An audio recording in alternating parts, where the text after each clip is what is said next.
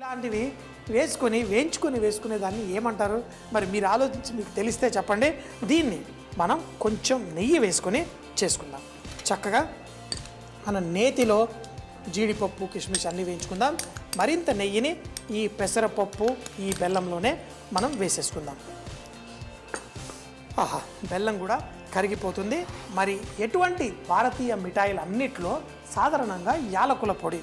యాలకుల అంటే నేను కేరళ వెళ్ళినప్పుడు ఈ యాలకులు ఎలా పెంచుతారో చూశాను. పెద్ద గడ్డి ఆకులాగా ఆ లావుగా ఉన్న ఆకుల కింద ఆ వేర్ల భాగం దగ్గర నుంచి యాలకులు బయటకు వస్తుంటాయి. కాయలు కొంచెం పెద్దగా అయిన తర్వాత అంటే దాంట్లో నల్లగింజ వచ్చిన తర్వాత ఆ పచ్చివి తింటే కూడా మంచి సువాసన ఉంటుంది. అయితే మన యాలకుల్లో కూడా మీకు మార్కెట్లో వెళ్తే 2-3 రకాలు దొరుకుతాయి. ఒకటేమో గ్రీన్గా ఉంటుంది, ఒకటేమో తెల్లగా ఉంటుంది, మరి నల్లగా ఉంటాయి. మరి నల్ల యాలక్కాయ ఎక్కువగా మనం మొగలాయి వంటలో నార్త్ ఇండియన్ వంటల్లో ఎక్కువగా వాడుతూ ఉంటాము. ఆ నల్ల యాలకుల సువాసన వేరుగా ఉంటుంది. ఈ గ్రీను వైటు యాలకులు చూస్తే రెండూ ఒకటే. కాకపోతే ఈ యాలకుల్లో నుంచి మన ఆ నూనె తీయడం కోసం ఈ యాలకులను ఉడకపెట్టి దాంట్లో నూనె తీసేసి మళ్ళీ అమ్ముతారు, తెల్లగా ఉన్నవి. మరి మీకు మంచి రుచి కావాలి అంటే ఈ గ్రీన్ యాలకులే కొనుక్కొచ్చుకొని మనం వేసుకుందాం. చూడండి, దీన్ని పొడి చేసుకుందాం. సాధారణంగా యాలకులు పొడి మిక్సీ జార్లో వేసేసి నేను రెడీగా పెట్టుకుంటాను ఎప్పుడు. మరి దీన్ని ఆ పొట్టుతో సహా దీన్ని యాలకుల్ని ఇందులో వేసేసుకుందాం. మంచి సువాసన వస్తుంది. ఇక్కడ నెయ్యి కూడా చక్కగా కరిగిపోయింది. ఇప్పుడు బెల్లం అంతా కరిగిన తరువాత ముందుగానే వేయించి పెట్టుకున్న ఓట్స్ని కూడా ఇందులో వేసేసుకుందాం. ఇప్పుడు ఆ యాలకుల వేసిన వెంటనే మంచి సువాసన వచ్చేస్తుంది. ఇందులో వేసేసి కలిపేసుకుందాం. అయితే ఈ ఓట్స్ వేసిన తర్వాత ఎక్కువసేపు కుక్ చేయాల్సిన అవసరం లేదు. మీ అందరికీ తెలుసు, ఓట్స్ సాధారణంగా తినేది కేవలం వేడి నీళ్ళల్లో ఒక 2 నిమిషాలు ఉడికించి లేకపోతే వేడి పాలల్లో వేసి దాంట్లో కొంచెం ఉప్పన్న వేసుకోవచ్చు, కొంచెం పంచదార అన్న వేసి మనం తినొచ్చు. ఇందులో ఉన్న ఆ నీళ్ళన్నీ పీల్చుకొని సాఫ్ట్గా అవుతుంది. ఈ లోపల మనం ఈ నెయ్యి వేడెక్కింది. ఇందులో జీడిపప్పు కిస్మిస్ ఈ రెండింటిని నెయ్యిలో వేసేసుకుందాం. వేసి ఈ కిస్మిస్ బుడగల్లా ఉబ్బగానే తీసేసి మన ఈ స్వీట్ కిచిడిలో వేసేసుకుందాం. ఇదంతా పీల్చేసుకుంటుంది. మంట కూడా తగ్గించేద్దాం. కిస్మిస్ కానీ బాదాం కానీ కొంచెం మాడినా అసలు రుచి పాడైపోతుంది. ఎందుకంటే కిస్మిస్ కొంచెమన్నా ఎక్కువగా మాడిందంటే మాత్రం ఆ చేదు వచ్చేస్తుంది. జీడిపప్పు కూడా అలాగే. సో మరి లైట్గా కలర్ రాగానే ఇందులో వేసుకుందాం. కిస్మిస్ లైట్గా బుడగల్లాగా బంగారంలా మెరుస్తూ చక్కగా ఉన్నాయి. ఈ స్టేజ్లో మనం తీసుకొని వీటిని అయితే ద్రాక్షాలు ఒకటి మనం అంటే ఎండబెట్టిన తర్వాత చిన్నగా అవుతాయి, కానీ నెయ్యిలో వేయించుకునేటప్పుడు చక్కగా ఉబ్బుతాయి. దాంట్లో మంచి టేస్ట్ వచ్చేసింది. ఇప్పుడు దీంట్లో కలిపేసుకుందాం. దీన్ని అద్భుతంగా రెడీ అయిపోయింది. తింటూ ఉంటే అసలు ఇంకా అంటే మనసుకి ఒక సాటిస్ఫాక్షన్కి ఒక లిమిట్ ఉంటుంది. కానీ ఇలాంటి మిఠాయిలు చేసుకున్నప్పుడు ఆ లిమిట్ కొంచెం హద్దు దాటేస్తుంది. ఎందుకంటే కొంచెంతో సరిపోదు. నేను ఎప్పుడన్నా ఈ ఓట్స్ తోటి చేసుకున్న ఈ స్వీట్ పొంగల్ చేసుకున్నప్పుడు కొంచెం వేసుకుంటా, తర్వాత తిన్న తర్వాత ఇంకా కొంచెం వేసుకుందాం, తర్వాత ఇంకా కొంచెం వేసుకుందాం. ఇలా 3-4 కప్పులు తినేసి ఉల్లిపాయలు లైట్గా రంగు వస్తున్నప్పుడు మన కరివేపాకు వేసుకుందాం. కరివేపాకు ఆ నూనెలో చిటపటలాడుతూ లైట్గా మంచి సువాసన రాగానే పసుపు, సన్నగా తరిగిన వెల్లుల్లి, అల్లం పేస్ట్ కూడా వేసుకున్నాం. ఆ చెట్టినాడులో వాళ్ళు అల్లం వెల్లుల్లి పేస్ట్ కంటే అల్లాన్ని ఎక్కువగా చాప్ చేసి వెల్లుల్లిని కూడా చాప్ చేసి వేసుకుంటారు. వెల్లుల్లి వేసాను, ఇందులో అల్లం పేస్ట్ కూడా వేసాను. అల్లము వెల్లుల్లి కొంచెం ఉడికినప్పుడు ఇందులో కారం వేసి ఆ కారాన్ని ఈ నూనెలో లైట్గా ఇలా తేవుతూ మన చికెన్ ముక్కలు వేసేసుకుందాం. వేసి ఈ చికెన్ దాన్ని చక్కగా ఈ విధంగా కుక్ చేసుకుందాం. మనం చాలా కొంచెం చేసుకుందాం. ఎక్కువ చేస్తేనేమో ఒక్క చుక్క నీళ్లు వేయకుండా మనం దీన్ని కుక్ చేసుకుందాం. అదే కనుక ఇంత తక్కువ చికెన్ చేసినప్పుడు మన మసాలా మాడిపోతుందేమో. అందుకని చెప్పేసి ఒకవేళ ఇది బాగా డ్రై అయిపోతుంటే కొన్ని నీళ్లు మాత్రమే వేసుకోవాలి, ఎక్కువ వేయకూడదు. ఈ విధంగా మసాలా దగ్గర పడప్పుడల్లా దీంట్లో కొన్ని నీళ్లు పోసుకొని మళ్ళీ దీన్ని ఇలా కుక్ చేసుకో. చికెన్ అంతా ఉడికేంత వరకు మనం ఈ స్లోగా కుక్ చేసుకొని తర్వాత మనం ఈ మసాలా అలాగే చిట్టి ఉల్లిపాయలు కూడా వేసుకుందాం. మరి నీళ్లు ఇంకా తక్కువ ఉన్నాయి, చెప్పాను కదా, నీళ్లు ఎక్కువ ఉండకూడదు, కొంచెం కొంచెం వేసుకొని ఈ విధంగా కుక్ చేసుకోవాలి.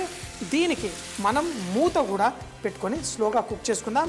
ఈ లోపల మనం ఈ ఎండుమిరపకాయలు, గసగసాలు, మిరియాలు వీటన్నిటిని కూడా దంచేసుకుందాం. ఇలా బయట మనం చల్లారిన తర్వాత ఈ ఎండుమిరపకాయల్ని ఇలా అంటే బెండ్ అవ్వదు, విరిగిపోతుంది. ఈ విధంగా అన్నీ వేసుకొని మనం దంచేసుకుందాం.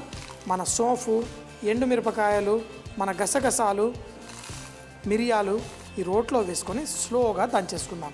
రాతి రోట్లో అయితే మరి ఇంకా చక్కగా అవుతుంది. ఈ చెక్క రోటైనా మనం ఈ విధంగా చక్కగా దీన్ని మనం స్లోగా ఇలా దంచేసుకుందాం. ఈ చికెన్ చూడండి, అందులో నీళ్లు, ఆ నూనె పైకి తేలుతూ చక్కగా ఉంది. అయితే ఇందులో అంటే నేను కొంచెం చికెన్ వేసుకున్నాను, నూనె సరిపోయింది. కానీ చాలా ఎక్కువ వేసి చేసేటప్పుడు కూడా అందులో వాళ్ళు ఆ పచ్చి పల్లీల నూనె దీనిపైన కొంచెం పోసుకుంటూ మళ్ళీ కుక్ చేస్తారు.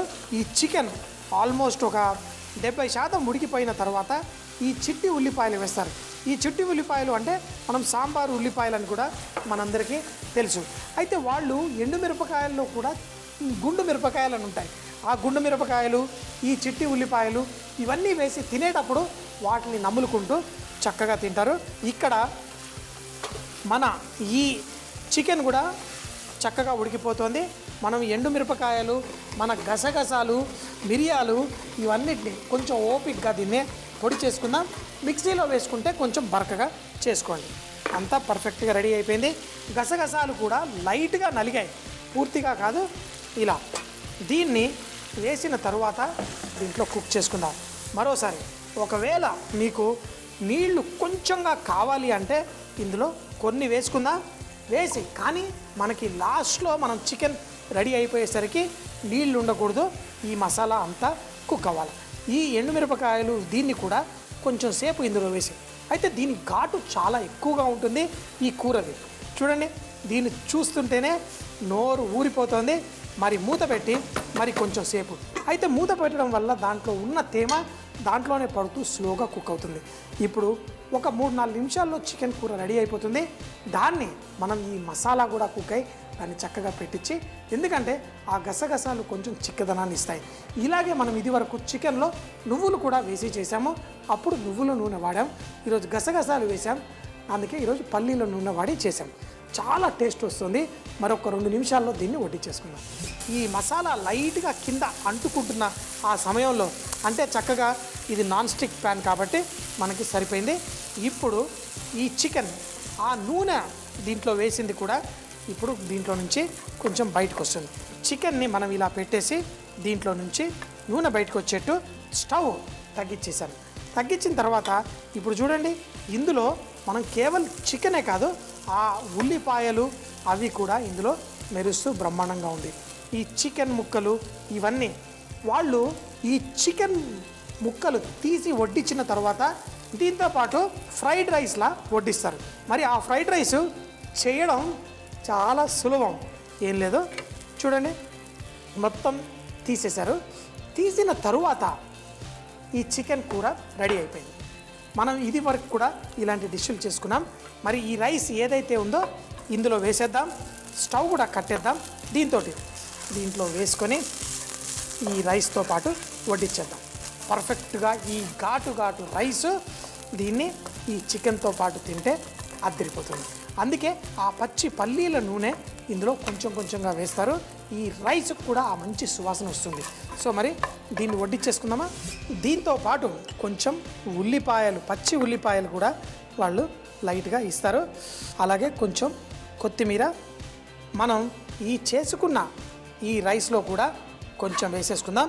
ఇప్పుడు ఈ చికెన్ తోటి ఈ రైస్ వడ్డించేసుకొని తినేద్దాం. ఈ అద్భుతమైన కారంతో ముఖ్యంగా ఈ కింద అంటుకున్న ఈ మసాలాకి ఉన్న సువాసన ఈ రైస్ ముందు ఏ బిర్యానీ పనికిరాదు, ఏ కూర పనికిరాదు. వడ్డించేటప్పుడు ఒక దెబ్బలో 2 రుచికరమైన వంటలు రెడీ.